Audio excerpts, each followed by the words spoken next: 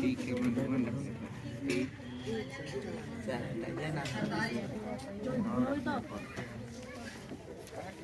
कितना है plus 10 D बराबर है और प्लस 10। हेलो एवरीवन, आप लोगों को हमारा चैनल मैथमेटिक्स पांडुल्लापुर में स्वागत है। आज आप लोगों को गुणनखंड बताना है। यह गुणनखंड में बहुत से बच्चे नहीं जान पाते हैं। गुणनखंड कितने प्रकार के होते हैं, गुणनखंड के कई सारे नियम हैं। तो हमारे बच्चे जो है गुणनखंड का नियम जो है नहीं जान पाते हैं, गुणनखंड का ट्रिक नहीं जान पाते हैं, गुणनखंड को कैसे सोल्व किया जाता है वो नहीं जान पाते हैं। तो वही गुणनखंड को सोल्व करने के लिए एक मज़ेदार ट्रिक के साथ लेकर हम आए हैं कि बच्चे उस गुणनखंड को सीख सकते हैं। फुल गारंटी के साथ कहते हैं कि वो बच्चा गुणनखंड सीख जाएगा। गुणनखंड के कुछ रूल है, कुछ नियम है, कुछ कायदे कानून है, उसको फॉलो करेंगे बच्चे समझेंगे और ज़रूर समझेंगे। तो सबसे पहले यहाँ देख लेते हैं कि गुणनखंड का प्रथम क्वेश्चन जो है 2x² प्लस 7x प्लस 6 है। 2x² प्लस 7x प्लस 6 है। यहाँ पर बच्चे फंस जाते हैं कि ये 2, ये 7 और ये 6, इसको क्या करना है, कैसे गुणनखंड होगा। तो बच्चा तो सिर्फ इसको तोड़ता है 7 को, कि 6 को तोड़ना है कि 6 को कितना से तोड़े, 6 कितने के पहाड़ा में आएगा, कितने के टेबल में आएगा, कि उसको गुना करने पर गुना करूं तो 6 हो और जोड़ें या घटाएं तो 7 हो। यहाँ घटाने की बात तो नहीं आ रही, सब में प्लस प्लस है, तो प्लस है तो यहाँ जोड़ने ही पर बनेगा। तो बच्चे यहाँ हमारा कंफ्यूज हो जाते हैं, बच्चा जो है हमारा कंफ्यूज हो जाता है कि तोड़ूं तो कैसे तोड़ूं। अगर यहाँ 2 नहीं रहता तो बच्चा इसको तोड़ सकता है, 6 एकम 6 और 6 एक 7, लेकिन सिर्फ इसको तोड़ लेने से ये नहीं बन जाएगा। यहाँ पर जब अंक रहेगा, फर्स्ट में कोई अंक हो, शुरुआत में कोई अंक हो, तो उसको तोड़ने के लिए उसके लिए अलग से ट्रिक देना पड़ता है, समझाना पड़ता है। तो यहाँ देखते हैं 2 लगा हुआ, तो जब ऐसा क्वेश्चन आए तो शुरू में जब 2 है तो उसको लास्ट से गुना कर देते हैं, फर्स्ट वाला संख्या को लास्ट से गुना करते हैं। मतलब 2 गुने 6 बराबर हो गया 12, 2 गुने 6 बराबर हो गया 12। 12 कह देने से ही या लिख देने से ही गुणनखंड नहीं बनेगा। इसके लिए पुनः फिर से अब हमें जो नया अंक आया 12, 2 छक 12, तो 12 को तोड़ना है, 6 को नहीं तोड़ना है। 6 कब तोड़ते हैं, जब सिंगल 6 रहता है, यहाँ फर्स्ट में कोई अंक नहीं रहती और लास्ट वाला अंक होता तो उसको तोड़ते। तो यहाँ पे जो 2 × 6 लिखे हैं उसका गुणनफल जो हुआ 12 है, मतलब 12 हुआ। तो 12 को वैसा तोड़ेंगे कि गुना करने पर 12 हो और उसको जोड़ने पर घटाने पर 7 आ जाए। तो देखते हैं, चलते हैं पूर्ण रूप से पूर्ण संपूर्ण गुणनखंड हम यहाँ लिखेंगे। 12 कहते पारा में तो यहाँ पर लिखते हैं बारी बारी से, 4 तिहाई 12, 12 के पहाड़ा में भी आएगा 12 का होते हैं। और कोई अंक जो गुना करने पर 12 आता हो, बहुत से बच्चे लिख देते हैं 6 दूना 12, लेकिन 6 गुने 2 या 2 गुने 6, तो बात एक क्या लिखा हुआ है, इसको भी नहीं लिखना। 3 चौका 12 भी बच्चे लिख देते हैं, लेकिन ये भी नहीं लिखना है। यहाँ 4 गुने 3 या 3 गुने 4 मौजूद है पहले से, इसलिए हम दोबारा या पुनः वैसा अंक न लिखें, ठीक है, क्योंकि वो तो है ये है।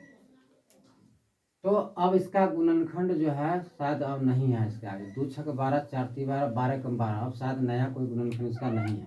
अब हमको इसी में से छांटना है, इसी में से खोजना है कि जोड़ने पर गुना करने पर तो सब में 12 है, 12 है, 12 है, गुणनफल 12 है, और यहाँ सब प्लस प्लस में, इसका मतलब है कि जोड़ने पर बनाया है। अगर एक भी अगर माइनस होता तो हम अंदाज लगाते जोड़ने पर और घटाने पर, जोड़ने पर और घटाने पर चेक करते, लेकिन यहाँ तो दोनों तीनों प्लस में है, तीनों प्लस में है, तो इसका मतलब है कि यह जोड़ने पर ही बनेगा, घटाने पर नहीं। तो अब देखते हैं इसको जोड़ने पर, देखते हैं 6 और 2 जोड़ते हैं तो 8, 4 3 जोड़ते हैं तो 7, अब 12 और 1 जोड़ते हैं तो 13। हमको यह खोजना है कि 2 छक 12 जो किए थे इसको फर्स्ट इंटू लास्ट को गुना किए थे, फर्स्ट इंटू लास्ट, फर्स्ट वाली संख्या को लास्ट से गुना किए थे तो 12 आया था।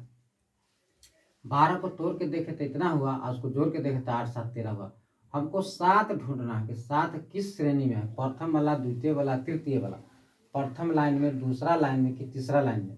तो देख रहे हैं कि हमारा 7 जो है ना दूसरका लाइन में है। तो 7 जब दूसरका लाइन में है तो 7 किन किन शब्दों से, मैंने किन किन अंकों से जुड़कर बना है, कौन कौन अंक जुड़ गया तो 7 हो गया। तो बच्चे देख रहे हैं कि यहाँ 4 और 7 को जोड़ने से 4 और 3 को जोड़ने से 7 हुआ। तो यही पकड़ा गया मेरा अंक। माने 7 के जगह पर आपको क्या लिखना है, 7 को 2 भागों में तोड़ दिया। आप 7 को आपने 2 भागों में तोड़ा है, 4 गुने 3, यहाँ लिखिए 4x प्लस 3x, ये 7 की जगह पर होगा। अब प्लस आगे 6 था, अब प्लस पीछे 2x स्क्वायर था, ये तो आपको लिखना होगा, ये बोलना नहीं होगा। ठीक है, अब यहाँ से आपका गुणनखंड चलेगा। मेन मकसद हमारा यह था आप लोगों को इतना बतलाना कि बच्चे इसको तोड़ नहीं पाते हैं। 6 को तोड़ के देखते हैं कि भाई 7 कैसे है। 6 पुराना हिसाब जैसे पहले वाला बताए थे कि बच्चा x square plus 4x plus, या यहाँ 7 रहेगा प्लस यहाँ 12, 12 को तोड़ दिया, 4 3 12 और 4 3 7, तो उसके लिए बनेगा। लेकिन जब फर्स्ट में कोई अंक रहता है, फर्स्ट में कोई अंक रहता है तो उसको ना फर्स्ट और लास्ट को गुना करके तब तोड़ा जाता है। इसीलिए हम इसको थोड़ा विस्तार से बताए हैं ताकि बच्चा जो है समझ पाए। तो साधारण गुणनखंड तो बच्चे बना लेते हैं, उसके बाद वाला जो है थोड़ा सा ये उससे थोड़ा टफ है, मैंने थोड़ा हार्ड है, इसलिए आपको ये समझना होगा। तो देख लिए कि ये 7 जो है यहाँ पर आया था 4 और 3 को जोड़ने पर, 4 और 3 का योगफल करने पर 7 हुआ, आज उसका गुणनफल किए तो 12 आया। मैंने हमको दोनों मिलना चाहिए, इधर जो 2 छक 12 हुआ था यहाँ वो भी मिलना चाहिए। ऐसे तो ये न भी लिख सकते हैं, कहीं फर्स्ट इंटू लास्ट वाला से तो बनता नहीं, तो इसको हटा देते हैं। 2 छक 12 है, 12 का नया गुणनखंड के जितना हुआ उसमें हमको 12 भी देखना है और 7 भी मिलाना है, तो 7 और 12 दोनों मिल गया, इससे बनेगा। ठीक है, अब क्या करते हैं, इसमें डिवाइड कर इसको मिटा दे, समझ में आ गया होगा, इसको लिखना जरूरी अभी नहीं है, अब मिटा देते हैं। अब क्या करते हैं कि 2 को अलग करते हैं, 2 को अलग करते हैं, अलग अलग डिवाइड हो गया। तो अब क्या करते हैं, कॉमन। कॉमन का मतलब होता है कि वैसा संख्या या वर्ड जो दोनों पक्ष में मौजूद हो, दोनों पक्ष में मौजूद हो उसको कॉमन कहते हैं। तो कॉमन में जैसे यहाँ 2 है, यहाँ 4 है, तो 2 से 2 कट जाएगा और 2 से 4 भी कट जाएगा, इसलिए 2 भी लेंगे कॉमन बाहर के लिए।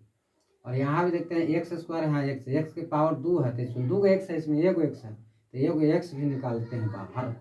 तो इसमें से 2 से 2 कट गया एक बार में, एक्स से एम के एक्स निकल जाएगा तो 1 एक्स बच जाता है, एक्स बच जाता है।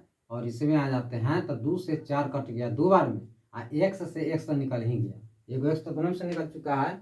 आगे बढ़ते हैं, इसमें देखते हैं कि ये पक्ष जो है सो और ये दूसरा पक्ष है, सो दोनों पक्ष में कौन अंक है जो दोनों में मौजूद है, दोनों में उपस्थित है, उसी को हम बाहर निकालते हैं।